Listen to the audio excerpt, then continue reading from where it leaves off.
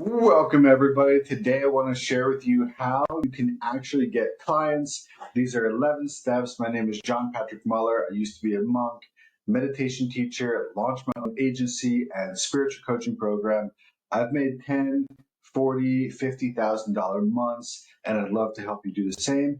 Okay, so if you watch this video and you love it, of course, feel free to subscribe and share and all that stuff. Now, I'm making this video because I've been doing some coaching in my program with my clients, and also I've been guest coaching in other people's programs for my friends, and they have clients too. And I'm just like seeing my fingers on the pulse of like, what are the needs? And so I want to help you if you are, by the way, this is for you if you're a spiritual entrepreneur, if you are an inner work expert, if you have a heart-centered, high-ticket healing or coaching, business, or any kind of service-based business where you sell essentially your expertise and your time for others. And yeah, this is what I've done. I've stayed in my lane a bit, and I want to show you what's working. And so this video is especially for you if you're sort of either towards the beginning or if you're stuck or you're plateaued at some level. Maybe you're plateaued at $5,000 months or $2,000 months, or some people get stuck at $8,000 months, or maybe you're right at the beginning of the 1 and 2,000 or the 0 or something in between, right? Now, a couple of years ago, I made a video for my clients called 11 Steps to Get 11 Clients in 11 Weeks. It's a great video. I think you can actually find it on my channel. It was for my private clients, but I made it public a while ago, I think. By the way, a lot of the videos on my channel are private client, course content that I made for paid clients. And then a couple of years later, I sort of like publish it. But anyway, it was one of my best videos of all time, one of my greatest hits, but the market has changed. I made that video in 2020 and the market has changed. And so now I want to give you a brand new video. And especially, again, this is for you if you're sort of either at the beginning or you're stuck or you're plateaued. All right, so let's get into it. The first step here is to show up. Just show up. Just jump in. There's not a lot of science to it. Sometimes all you got to do is just show up more. And the thing is, this is where our mindset comes in. This is where our ability to manifest comes in, and also our fear will come in. We're going to have fear. It gives us all the reasons why we can't, right? And I know you have your reasons. You have your special reasons. I have my special. Everybody's got their special reasons for why they can't, right? Now, here's the thing about fear versus excitement. Fear, this is what I realized when I was a meditation teacher. I used to teach in-person meditation classes. I was the main teacher of a small center. And by the way, like, I wasn't a perfect being. I wasn't a perfect meditator or teacher or monk. Even though I was a monk, I wasn't a perfect monk. I wasn't a perfect practitioner. And I was a relatively new as the main teacher of this center. And I remember sort of having, I would call it having energy come in before I would do a class. So energy would come in before my class started, and I'm there. I'm trying to, like, for me, it feels like the stakes are high, right? Everything's on the line. And for you, that's probably what it feels like for you too. The stakes are high. There's so much on the line. There's so much to lose here if this doesn't go well. That's how it feels. And so for me, when I would get ready for a class and as I was preparing and maybe walking in to sit down to deliver it, I would feel this energy coming in like the hours or minutes beforehand. And the energy was just energy coming in for me so that I could match the energy of the room, or so that I could sort of meet the task at hand. There's an energetic requirement of the task at hand. And if you are open and not sabotaging yourself, the energy that you need to meet the task at hand will actually come into your mind, into your heart, and you'll be able to meet the task at hand energetically. Right? Now, if for some reason I was in an off energy, off day, whatever, I was in some sort of, stuck place, potentially, if that happened, then I wouldn't really feel much of anything before I did a class. And this didn't happen to me much when I was that full-time teacher, but before teaching other classes, it happened a lot. And those classes didn't go very well. And so the energy comes in, which is a good thing. You are open enough to like feel it and rise to the occasion. It's like the wind in your sail. Just let it rise you to the occasion to meet the task at hand. But if that energy is being filtered through a belief system that says, I can do this, and things of that nature, this is going to be great, it's going to be fun, I can do it, it's going to be amazing. If you have those types of beliefs in your system, you'll feel excited and happy and good. And there could be tingles of nervousness, but it's not really that serious. And then, boom, those are powerful times where you show up and deliver. And if the belief system is sort of, I can't, or this won't work, or I'm not good enough, or that type of thing, you can add your own in. If those types, people won't like this, right? They're not going to love me anymore. Whatever those are, if you have those types of belief systems or beliefs in your system, the energy that comes in gets filtered through those and it turns into fear. Now it feels like fear. Right now it feels like, I'm scared, we're nervous, we start resisting the outcome. That's how you crash into the outcome. Like fear makes you crash into what you didn't want to crash into, right? You ever hear someone say like, don't look down, like you're walking on a tightrope or you're walking on a balance beam and they say, don't look down. And you look down and what do? You fall down. Or if you're like driving a car and you're like, you might end up crashing into the thing that you were trying to avoid. Anyway, that analogy may not be that good, but you get the idea. Fear makes us crash into what we're trying to avoid. It does. Okay? And so we cannot have the fear. But what is, in this case, the energy coming in is a good thing, is because that means that we're ready. And we just need to work on our belief of I can. And this is going to be great. And you can tell yourself those things and you can start small, right? I really wish that some beautiful parts of in-person business and in-person impact would translate more easily to the online world, because I wish I could like give you my brain sometimes and be like, okay, well, how did I start? I started renting a room in a church once a week and going to teach a meditation class. That's how I started, right? And I wasn't getting paid. We were charging $10 an hour for these classes. I was driving 90 minutes each way, sometimes in the cold and snow, in the mountain roads, to go teach this 90-minute class, once a week. I did that for 3 years, every week without missing any classes. And that built me up. But what did I do? I rented the room in the church, right? So I was, of the small room, I was the big fish in the small room, right? I was the big fish in the small pond. I was the expert of the room.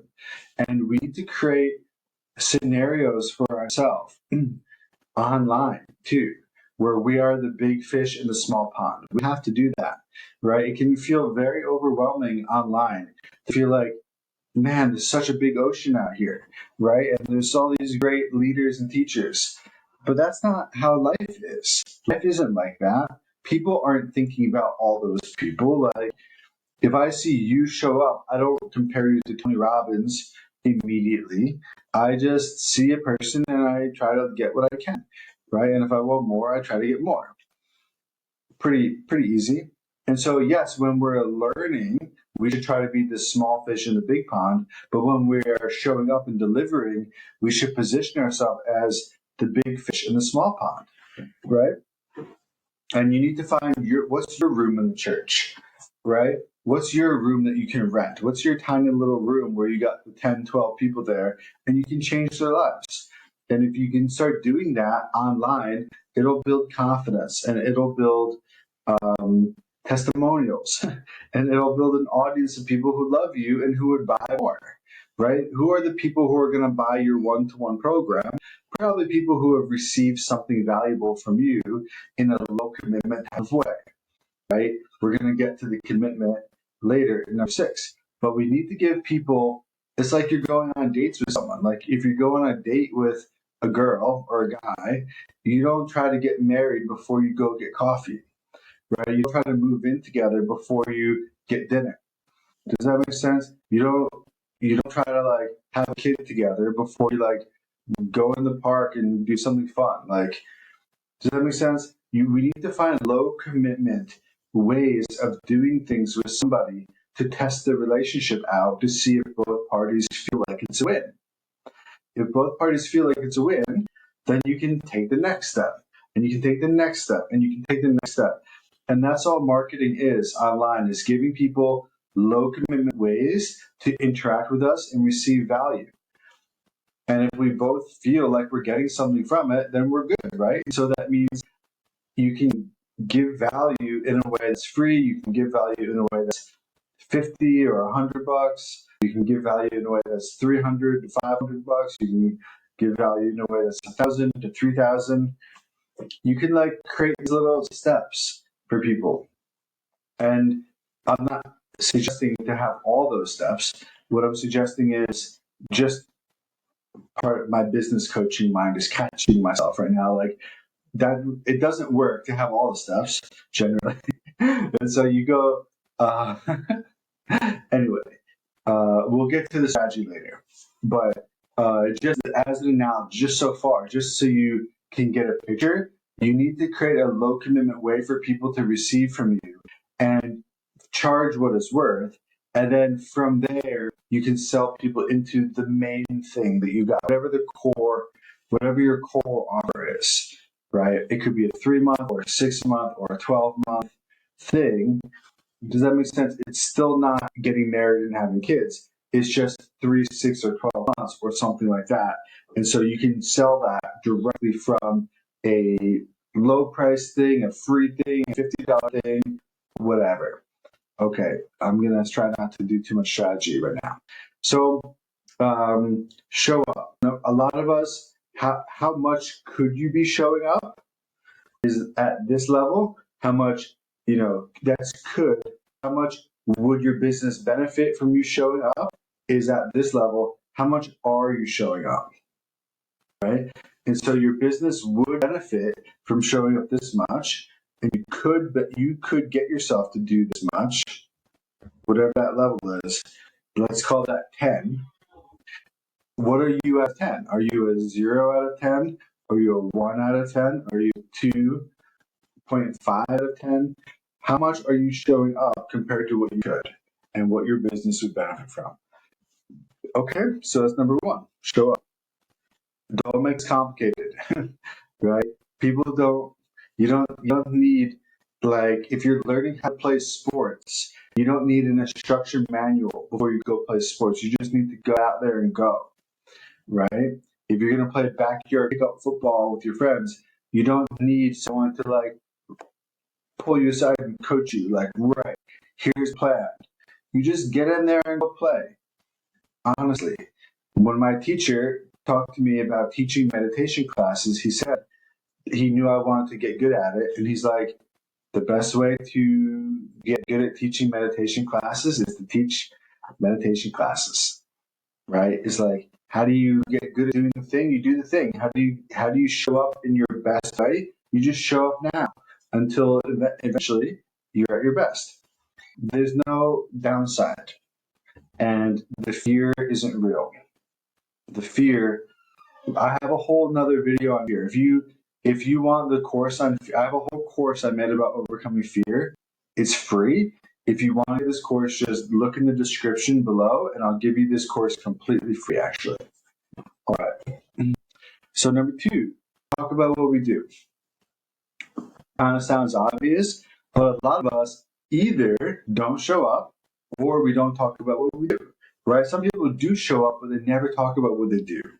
Some people talk about what they do, but only the people one-to-one. They're only having one-to-one conversations about what they do. They're never talking about what they do in their content. We need to make content. right? You need to utilize the algorithm and the power of video to multiply yourself. This is why business works. It's because of something you can call leverage, right? Essentially, it means when you can multiply something at zero cost to you, how, how do I finish that sentence? If you can multiply something like 1,000 times, right? Would that be benefit? Like if you take something that's important to your business and you multiply it 1,000 times, that gives you leverage. That makes it more effective, right? So you look for ways to multiply yourself, essentially. Right now, I'm multiplying myself, right? This video could be part of a paid course, and a lot of my videos are part of paid courses. And so instead of telling all my clients one to one all the things they need to do, I can say, watch this video, right? So I'm multiplying myself in my delivery, right? But this particular video is meant to be a free video that goes on YouTube and other places. And so in this video, I'm multiplying myself in terms of content. I want to build an audience. I want to build a community of people who are interested in spiritual entrepreneurship and growing their business. And so my community building effort is multiplied by thousands of times just by making one video and putting it in the right place. So we need to start leveraging that, right? That's marketing leverage, right? Um, there's tons of ways to do this, right? If you have a sales page, right, you have a sales page with your offer on it and an order form, people can buy on the page. That multiplies your salesperson. Rather than having one-to-one conversations with everybody to buy, everyone can do it, and you only have to create the page once. That's called leverage, right? This is important in business. We need to be deploying leverage as many places as we can while still keeping human touch and in as many areas as we can too. We kind of need both, right? And so, but we get to pick and choose. And so, for example, the question for you would be, how much are you creating content, which would be showing up, and how much do when you do that, how much are you talking about what you do? You need to just start talking about it. Don't expect to be perfect yet. People who get good at their message are the ones who practiced it 1,000 times, right? Everyone sees that in 2020, I had a 14K launch in a brand new business and I did a 38K month 2 months after that. Cool. People see that, but they don't see the 1 year or even like year and a half or even maybe longer than that. It was probably about 18 months of effort before that with very little success. People don't see that part, right? They don't see that I tried. They don't see that I made a whole YouTube channel, never published any of the videos. you know, they don't see like that I pre-recorded my masterclass like 1,000 times, not 1,000, probably almost 100 times, right? And no one ever watched those, but it was me practicing. People didn't see that, right? And so, what does that mean? That means that I was talking about what I did in a way that gave me practice, and then I started doing it online. I started like talking about what I did constantly. I made so much content that my audience got annoyed with me, right? Like during the months where my business grew the most, especially in the beginning, I was talking about what I did a lot, right? And so talk about what you do so that people find out about it, because you never know who's listening and you never know who approaches you and says, yes, I actually would love to work with you. That will happen. That will happen a lot, actually. But also, you'll get practiced at it. You'll like get better and better, and you'll start to resonate. We get internal feedback when we say something that's true, right? So you'll say something that you didn't even expect to say, and you'd be like, whoa, I gotta say that again, right? Or you'll say something and your voice will kind of shut down. You'll be like, huh, I really thought that was part of my message, but I guess it's not. That's feedback for you. How else can you get your message right if you don't take these steps? Okay, so that's number 2. Number 3 is tell them who it's for. Again, this is almost like a little script that you can do. this is the first 6 steps here are a little script. So you just show up, talk about what you do, tell them who it's for. Hey, look, this is what I do, and it's specifically for people who are whatever healers. I work with maybe I'm a healer, so I specifically work with people who have a messy divorce, right? I specifically work with people who have a messy divorce or who are considering divorce and don't want it to be messy. Like that's who I work with. And so if you resonate with, I just shared with you this cool thing that you could do, this energetic technique. But like what I really do is it's for these people. And if you are, then let's work together. So you need a clear invitation, right? So that's why it's a script. Now, I said here, don't do anything hypey or spammy, is because people think that they have to. Like it's simple, so simple. Like part of my dad's a songwriter, right? And he's very good at playing and writing songs. And one of the challenges with songwriting is, and one of the things that makes you good at it is learning to avoid cliche phrases and cliche rhythms. Like you want to avoid cliches at all costs. When people hear a cliche, they kind of go blank. They blur it out a little bit. And that's just something to try to avoid. Like part of the art of like making good art is avoiding anything cliche. Now, when it comes to marketing, a lot of the time, the art in marketing is learning how to avoid being hypey or spammy, right? Essentially, just avoiding the pitfalls of like doing it the wrong way. There's so many traps of like people think they need to do this. People think they need to do this. People show up. People tell me all the time that they think they need to do all these things. You don't, like, obviously you don't have to do those things. You don't need to do anything hypey or spammy. You don't have to overpromise. You don't have to pretend anything at all. You don't have to pretend that it's the best thing in the world that you do. You don't have to pretend that you're the best and that you're perfect. Okay? So this is the hard part. This is the mindset part. Is number 4. Like, are you enough if you just show up for who you are? Are you good enough? Is your offer good enough? If you just did it from the place that you're at right now, would it actually work for you? Okay. Okay. And so I'm just going to move more quickly through the rest of these. So don't do anything hypey or spammy. Just resist the urge and just be real.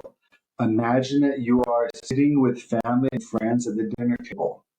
When I was a Buddhist monk, I used to sit at the dinner table with other Buddhists who lived there, but also all the new people who would come. We would all have meals together. And there would be these big tables, and we're all having these beautiful, great meals, and maybe we just had a class or something, and we're on these beautiful grounds of the temple, and we used to be able to change people's lives in a casual dinner conversation. Oh, how's it going, Susie? How are you? Tell me more. Like, oh, you're from the city. Great. I'd love to hear, blah, blah, blah. How did you like the class that we just heard? Oh, really? So that part resonated. Oh, and you didn't like this. Okay. Is there a reason? Oh, tell me more. Oh, you think this could help you at work?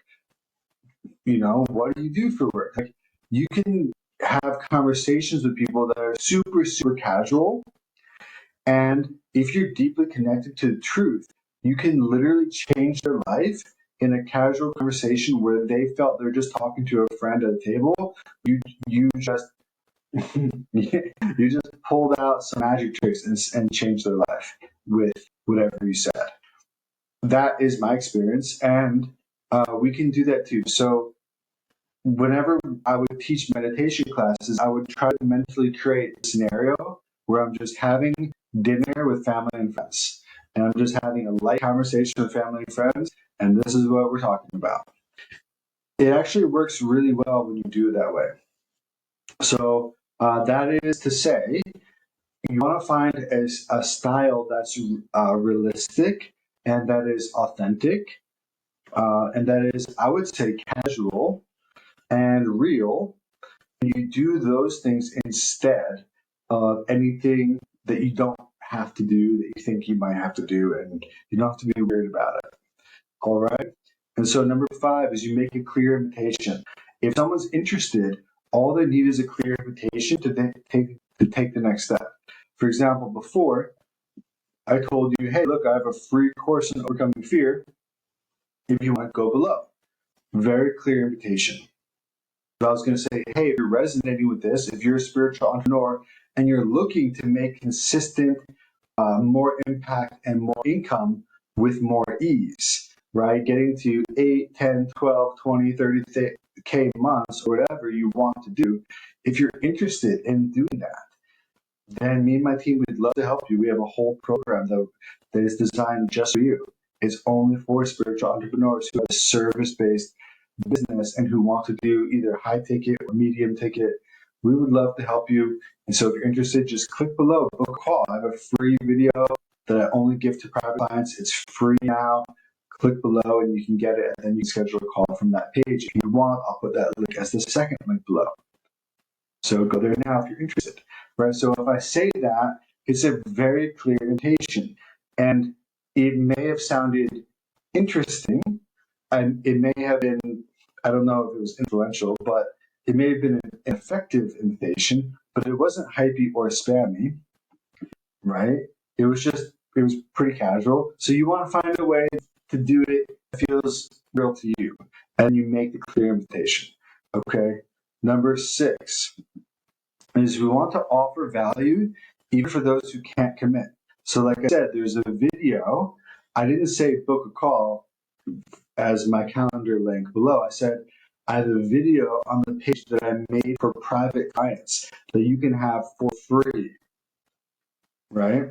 And my calendar link is on that page too if you want it. So you want to give people a step that is a zero commitment or low commitment way, right? So you might say to someone, hey, let's get on a call, and on the call, I'm going to help you with your blah, blah, blah blueprint, your healing past divorce, foundational blueprint for how you can have this harmony after divorce. I'd love to help you with that. It's completely free, and we'll do that in the beginning of the call. Then if you're interested, we can stay on and talk more about how we could work together, right? So you give people is part of, you have to give people a zero or low commitment way of working with you or just getting some value. And if you can't offer value for free without charging for it, then people will feel that you're being pushy and they will feel that you have expectations. So over here on number 4, I almost added, don't be pushy. In fact, I can write it now. Don't be pushy. And don't do anything hyper spammy. Don't be pushy, right? And so people will perceive you as pushy if the only way you can get help is by committing, right? If you say, look, I'd love to help you, but you have to commit, that feels pushy. But if you say, look, I'd love to help you, and to start this off, let me give you some free help that you can get with zero commitment. Now they feel like they're in an actual open invitation. It feels like an open invitation and not a closed one, right? If you don't give them something without making any commitments, they will feel pushed. If I was to invite a woman out to a date, but if I said, look, I'm going to go on this date with you, I'm going to buy you chocolate and flowers and dinner and a movie, but I expect some action when we go back to my house, that's not an open invitation. Then she will feel that being pushy, right? But if I said, look, no obligation, no commitment, we're just going to have fun and see what happens, and along the way, I'm happy to pay for whatever we do, she's going to feel very comfortable in that. And so you need to be able to make people invitations that don't have conditions on them, that don't have expectations, and that don't make people commit until after they receive value and until after they feel comfortable. Okay, so that's what we have to do. So when I first wrote this out in my notebook right here, I really just had these 6 steps. That's pretty much the core of it. But I added a couple things at the end just to make it even better. So number 7 is again and again and again. That just means like these 6 steps are it. So just do them again, and then do them again, and then do them again, and then do them again. Do them 1,000 times. Do them 10,000 times, right? People say, well, Naval Ravikant says it's 10,000. It's not 10,000 tries, but 10,000 iterations that we need. When we do 10,000 iterations of something, we become masterful at it. Right? An iteration is different than just an action because an iteration means that you integrate feedback afterwards, right? And so you do it, and then you might get some feedback, and then you do it again, but you do it slightly better, and then you get some feedback, and then you might tweak something, and then you do it again with that tweak, and you might even get some feedback, and then you do it again, right? If you do that, you will quickly become a master and you'll be at the highest level compared to other people around you because they're still scared to show up and they're still scared to talk about what they do. And even if they don't do that, they hardly ever do that. And they probably aren't doing any of these steps either. All right.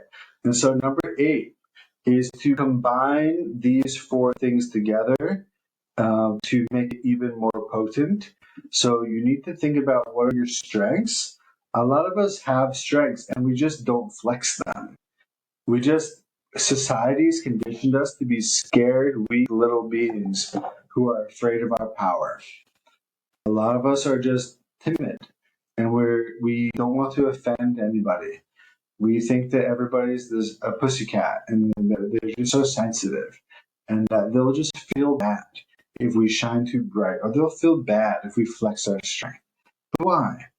Why do we feel like that?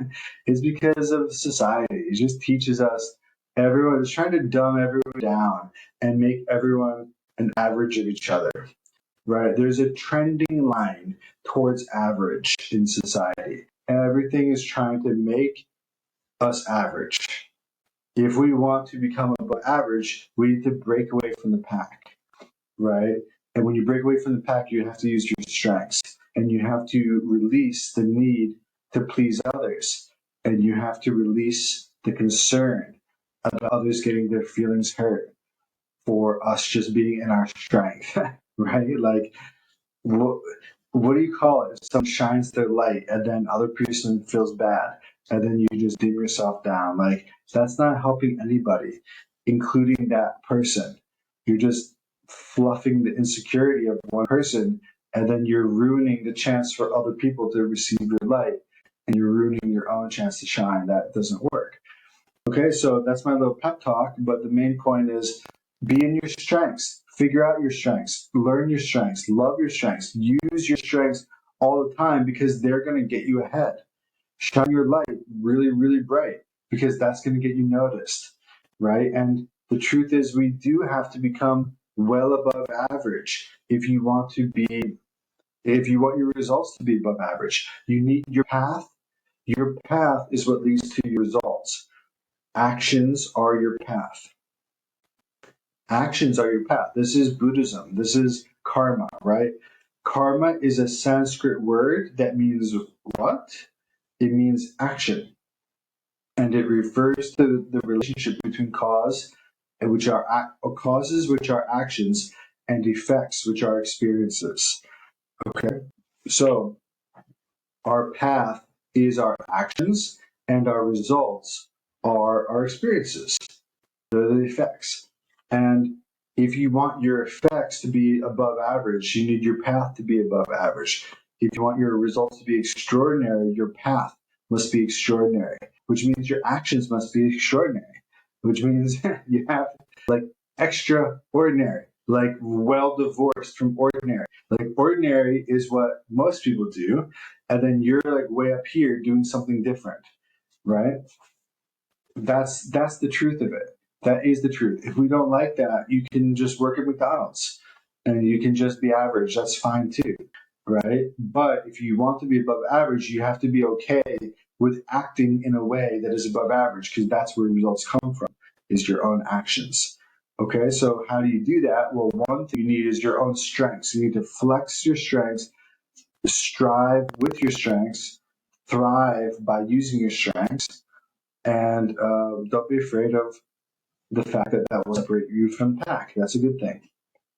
Number two is transparency. Very important to have transparency because it's a superpower for connection. Transparency is a superpower, and it specifically helps with connection. If you want to create a connection with someone, how can you do that if you're not even being yourself? If your heart is blocked, they're going to have a blocked heart too, right? If you can lower the guards in your heart, other people will feel inspired to lower their guards too. And now there's just two hearts, and the hearts can connect. That's how connection really happens. Okay, so it starts with you feeling brave enough to lower your guard and to be transparent, right? That means there's nothing to hide. It means there's no secrets, right? We're only as sick as our secrets. And the light is the best, what do you call it, antivirus or whatever, right? The light heals everything. The light heals all wounds. So if you just let light in, it does the work, right? And so how do you do that? You just get really transparent. Stop blocking everything. Let people see everything. Like we don't have to say everything, but we don't have to try to hide it either. That's what it means to me. It's like you don't need to tell everybody everything. Of course not. But you don't have to try to hide it either. And when you can really show up without trying to hide anything, that is transparency, and that creates enormous trust and connection because it actually requires enormous trust to pull it off. And connection, I would say. Okay, and so number C, letter C, your intimate knowledge of your dream client. So you're combining these four things. One thing that you need to combine in order to win is you need to have an intimate knowledge of the dream client, of your ideal client. Who's your client that you love to work with? And you need to know them very deeply. In fact, here's an exercise that I learned. Take out your notebook. You need to do this exercise by hand, I think. Write a journal entry from your ideal client, like a day in the life of them, like of you as them. And so if my ideal client is a spiritual entrepreneur making anywhere between $0 and $8,000 months, and I'm trying to get them to $10,000 to $20,000 cash months consistently, where they're impactful and it's not that hard, they love it. I'm gonna write Dear Diary, and I'm gonna be them, and I'm gonna write out what's my day like today as them. Right? I don't even need to do this that many times. If you do this once, it'll have a profound effect. You can do it twice. You can do it your morning diary entry, your afternoon diary entry, or your evening diary entry. Maybe I would do morning and evening potentially. You don't even need to do multiple days in a row. You can just do one. And then that's just an exercise to get more clear. And then, I mean, these days we have things like AI. I mean, it's hard to know if AI is giving you good information because it gives you lots of information and sometimes it's pretty general. So, it doesn't hurt sometimes. But in this case, like, you need to actually have the knowledge yourself. Like, we can't expect AI to do it for us. There's this video, going around of this guy he's like, I'm gonna make $1 million and I'm gonna just do everything that ChatGPT tells me to from day one until whenever it happens. He ended up losing a bunch of money and he quit because ChatGPT didn't actually have the answers that he needed. Unfortunately, even though it knows everything, it doesn't actually know a custom path for us because it knows too much and it doesn't have discernment in a very precise way. Anyway, so don't try to let AI do this. You need to go and you need to figure out your dream client by doing some market research, by asking questions. If you know anybody that you think is a dream client, ask to interview them and learn some things and get some research done. And then D, the last one here, is what's working best with the market. So I'm going to have to make a new video on this. It's getting really late here. I'm tired. So I'll just tell you, I'll try to keep it really quick. So what's working best? So like as times change, what works best will change. Okay. So during COVID, people were starved for group events, but they couldn't do them in person. And so live group events worked really, really well during COVID. If you did live workshops and whatever challenges online during COVID, you probably did really well. But then afterwards, people stopped caring that much about those things and they were able to get their connection needs met in person and they just didn't feel like being on the computer as much. And, but now, so like that worked then. But what's working now, I think, is like long form videos like this and then short form videos. Short form videos work great of like reels and that kind of stuff. Like people are, if you do both, people are looking at them. That's where people are looking. And so if you can do those things in abundance, you will get in front of a lot of people. That's something that works now in terms of attention and trend. Right. What else is working is I have it written down here. It's creating a sort of a intro offer, or what you can call a micro container. So that's something that works now. Creating an introductory offer like, hey, this is my $44 thing. This is my little thing, and this is a month. You'll get a month, like a micro container of like, you'll get coaching from me in a Telegram chat in a group format for a month for only $100 or whatever, right? And so micro containers, that kind of thing works now. I mean, what I do works really well now too still, which is putting a mini masterclass that's pre-recorded on a web page, having people go to it, and then if they're interested in learning more, they book a call from there, and then on the one-to-one call, you sell them something high ticket. That works the best that I've ever seen because then you can send people there from every place that you can imagine. And instead of sending them right to your calendar, you have a middle step, which means you get fewer calls booked because you only get calls with people who are actually interested. But then because they watched your video and then learned your message, people are actually really pumped to work with you before that call starts. They're already ready to work with you. They really want it before you even start your call. And so that's what I've seen. That still works really, really well because it's hard. It's hard to do that well, but that's what I do. If you want help with that, book a call. Like you can go to what I already said, video number 2 below, link number 2. That's my video in my calendar. You can see I've done this for myself. I can set you up a page just like this, and I can do it for you, right? I can do it with you. I can do it for you. And so that is an example that works well now. Right? But like, where does traffic come from? Traffic used to come from Facebook groups for me. I used to be able to get all my traffic from Facebook, and now I'm doing other different things to get traffic. So like, there are things that don't change, and there's things that do change, and you want to be able to, where traffic comes from. I think is always going to change, but other things aren't always going to change, right? So like having a small offer to your big offer, that's something that's going to keep working. Or having your mini masterclass to a phone call, like that's always going to work. Yeah. And so anyway, we'll do more on what's working best, but as one of your steps, what you just need to do is whenever you're ready to launch, just do it in a way that's already working for others, whether it's YouTube, short form content combined, or whether it's micro offers or whatever strategy you choose, just try to pick one that you think is working now. And if you combine that with your strengths, your transparency, and your deep understanding of the content, and if you follow these steps above, whenever you do show up, you will be successful, in my opinion. All right, so these are 11 steps that you can do right now that will help you to actually get clients. Okay, so please let me know how it goes. I love you all. And again, if you want any help from me, you can either watch more videos or use any of the links below. All right, I'll talk to you soon. Have a beautiful, beautiful day. Bye-bye.